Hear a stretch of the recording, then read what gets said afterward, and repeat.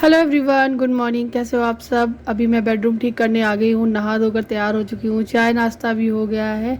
और उसके बाद अब आई हूँ मैं रूम को क्लीन करने, क्योंकि बहुत देर तक दक्ष और आद्या सोते रहते हैं, इसलिए ये मच्छरदानी भी लगी होती है और बेड भी ऐसे ही डला रहता है। तो चादर हैं ये दो, जो कि एक मेरे हस्बैंड ओढ़ते हैं, एक आद्या, और मैं और दक्ष को, मुझे और मेरे बेटे दक्ष को बहुत गर्मी लगती है।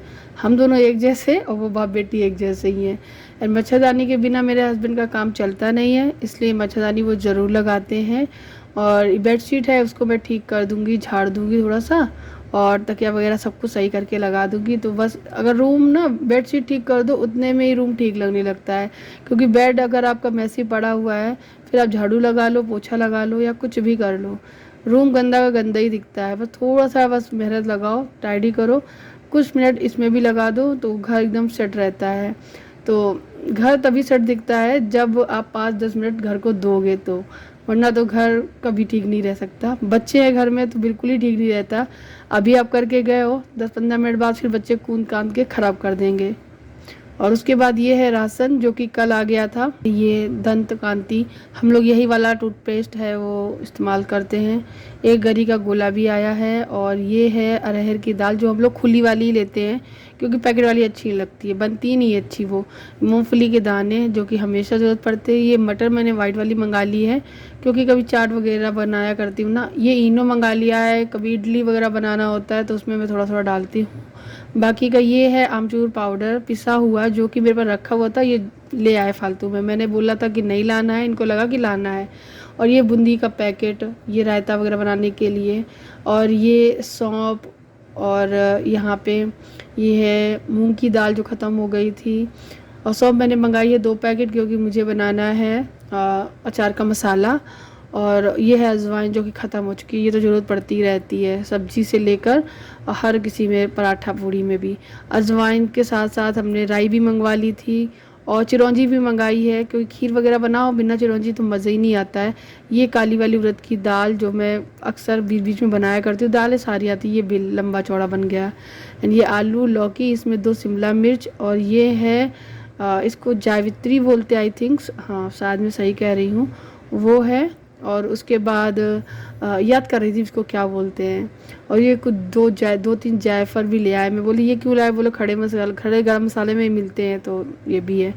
तो अभी मैं इनको पैक करने जा रही हूँ डब्बों में, क्योंकि भर के रख दो ना सही रहता है। अभी खाली हो गए हैं तो इनको भर के रख दो, और बच्चा कुछ जितना थोड़ा बड़ा बच जाता है वो मैं बांध के स्टोरेज बॉक्स में रख देती हूँ। एक टीन का डब्बा है, उसमें रख देती हूँ। तो ये रहता है कि जब ख़त्म हो जाएगी तो रखिए, थोड़ी सी इमरजेंसी में काम आ जाती है। मैं अक्सर ऐसा करती हूँ, तो सही रहता है। तो सब डब्बों में दालें और मटर, ये सारी चीज़ें मैं भर दूँगी। मसाले जिसमें भरने हैं वो मसाले भी खड़े वाले, वो भी भर दूँगी। तो ये राशन का काम जो है वो ख़त्म हो जाता है। ये भी एक काम है, ये भी एक पड़ा रहता है, महीने में एक बार ज़रूर करना पड़ता है, क्योंकि वरना फिर घर गृहस्थी है वो सही तरीके से कहाँ चलने वाली है। तो कम ही कम सामान जल मंगाया है। एक्चुअली ऐसा है, हर मंथ नया सामान आता है राशन का। कुछ ऑनलाइन आता है, कुछ ऑफलाइन आता है, क्योंकि कुछ ऑनलाइन हम लोगों को सही पड़ जाता है, कुछ ऑफलाइन हम लोगों को अच्छा लगता है, उसी हिसाब से हम लोग लेते हैं। बाकी का कहूँ तो जो जो चीज़ें ख़त्म होती रहती है उसी हिसाब से लेते हैं। और थोड़ी देर बाद जब मैं नीचे बैठ के राशन रख रही थी तो मैंने नज़र पड़ी, तो मैंने कैमरा लगाया।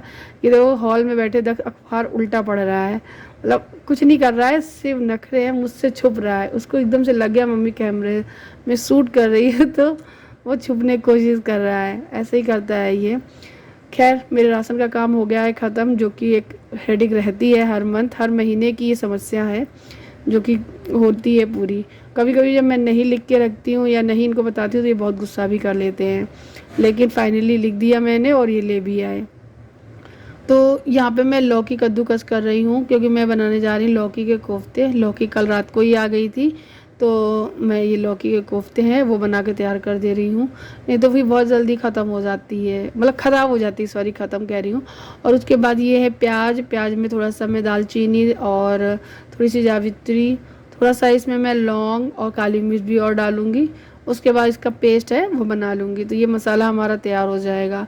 लौकी का पानी निचोड़ दिया है, और उसको मैं बेसन और नमक हल्दी ये सारी चीज़ें डाल के मिक्स करूँगी। मैं इसका पानी फिर नहीं यूज़ करूँगी क्योंकि लौकी में ऑलरेडी इतना सारा पानी होता है। मसाला ये पिस गया है बढ़िया सा। अब बेसन को मैं तैयार करने वाली थी, तब तक मुझे दिखी मसालदानी में मसाले ख़त्म, क्योंकि मैंने कल ही मसालदानी धुल के रखी थी जाके, तो अच्छी से सूख गई है। तो मैं इसे मसाले भर दे रही हूँ। बेसिक मसाले क्या होते हैं, हल्दी, धनिया और मिर्ची और नमक और ज़ीरा एक रख लो, कॉमन अलग चीज़ है बस। बाकी का मसाले इसमें रखना कोई बनता ही नहीं है मेरा, क्योंकि हींग की डिब्बी बड़ी है, अजवाइन रोज़ डेली इस्तेमाल नहीं होती है, सौंफ रोज़ डेली इस्तेमाल नहीं होती है, और जो भी और मसाले हैं खड़े वो डेली इसमें इस्तेमाल नहीं होते हैं। उनको रखने के चक्कर में मसाला नहीं, अगर थोड़ी सी भी हिल जाए तो ये सारे मसाले उनमें और मिल जाते हैं। तो इसलिए मैं बेसिक ही मसाले सारे रखती हूँ और 2 ये खाली रहती है। हाँ, कभी ज़ीरा पाउडर वगैरह बना लिया तो मैं इसमें रख देती हूँ, तो वो मेरा काम बन जाता है, अदरवाइज़ नहीं। ये जो मसालदानी लोकल मार्केट से ख़रीदी थी मैंने, और बहुत ही कम रेट में मिल गई थी और बहुत ही अच्छी। मैं इसमें नमक भी रखती हूँ, बिल्कुल भी ख़राब नहीं होती ये कटोरियाँ। तो उसके बाद ये रहा मेरा लौकी, उसमें मैं डाल दे रही हूँ बेसन, और उसके बाद इसमें नमक और हल्दी और थोड़ी सी लाल मिर्ची पाउडर मैं ऐड कर दूँगी। तो गाइस इसमें गरम मसाला भी इस टाइम ऐड कर सकते हो, लेकिन मैंने मसाले में खड़े गरम मसाले पीस लिए हैं, इसलिए मैं इसमें नहीं डाल रही हूँ।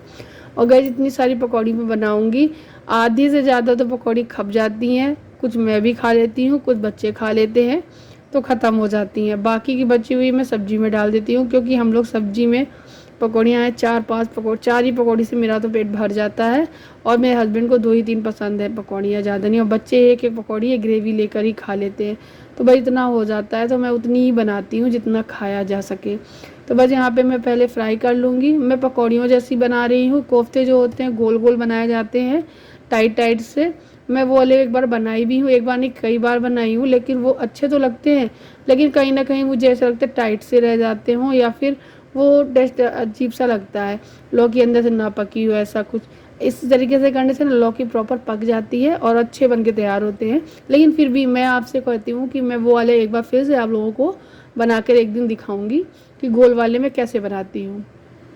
मेरी मम्मी क्या करती हैं, जिस थाली में मैंने पकौड़ी का बेसन घोला है ना, उसमें पकौड़ी सारी बन गई। उसके बाद जब मसाला बनाने की, ग्रेवी बनाने की बारी आती है ना, तो हींग ज़ीरा डाल के और बेसिक मसाले डाल के जो वो थाली में बेसन लगा होता है उस सबको पानी से धुल के वो डाल देती हैं। उससे हल्का सा थिकनेस भी आती है, और जो है कोफ्ते की सब्ज़ी है वो बनके तैयार हो जाती है।